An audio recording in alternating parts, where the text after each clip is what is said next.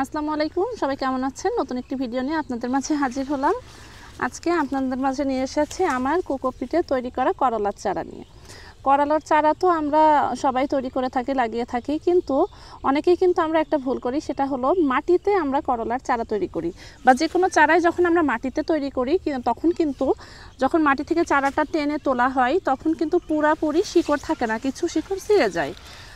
আবার দেখা যায় যে মাটিবাহিত বিভিন্ন রোগের আক্রমণও বেড়ে যায়। তো আমরা যদি কোকোপিটে চারা তৈরি করতে পারি তাহলে দেখুন চারাগুলো কিন্তু ঠিক এভাবে সুস্থ সবল থাকে এবং প্রতিটা বীজ থেকেই চারা পাওয়া যায় এবং প্রত্যেকটা চারা থেকে সুস্থ গাছ এবং ফসল পাওয়া যায়। গাছ যত ভালো হবে তত বেশি ভালো আমরা ফসল পাবো, এটা তো আমরা জানি। তো আমি আপনাদেরকে যে করলার চারাটা দেখাচ্ছি এটা কোকোপিটে তৈরি করা চারা। কোকোপিট থেকে করলার চারাটা কিভাবে তুলবো এটা আপনাদেরকে দেখাই।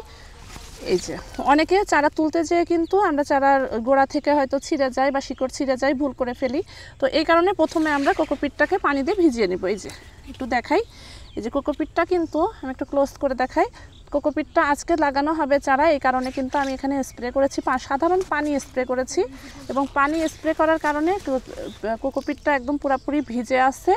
এবং এখন যদি আমি এটাকে টান দিই, দেখুন খুব ছোট একটা চারা, এই যে এভাবে আস্তে করে টান দিলে ঠিক এভাবে সম্পূর্ণ শিকড়যুক্ত চারা পেয়ে যাচ্ছি। এই যে ঠিক এভাবে সম্পূর্ণ শিকড়যুক্ত, দেখুন নিচের একটা শিকড় কিন্তু ভাঙেনি, একটা শিকড়ও কিন্তু ছেড়েনি।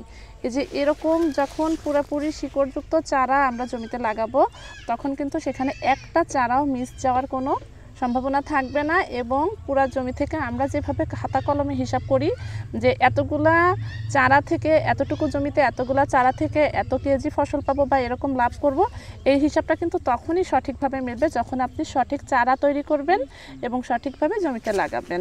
তো এর জন্য আমরা অনেকেই কী করি, বিভিন্ন কোম্পানির কাছে চারা কেনার ক্ষেত্রে এক প্রকার জিম্বি হয়ে যায়।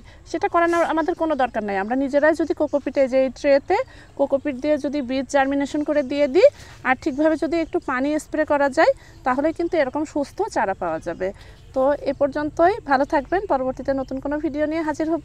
আল্লাহ হাফেজ।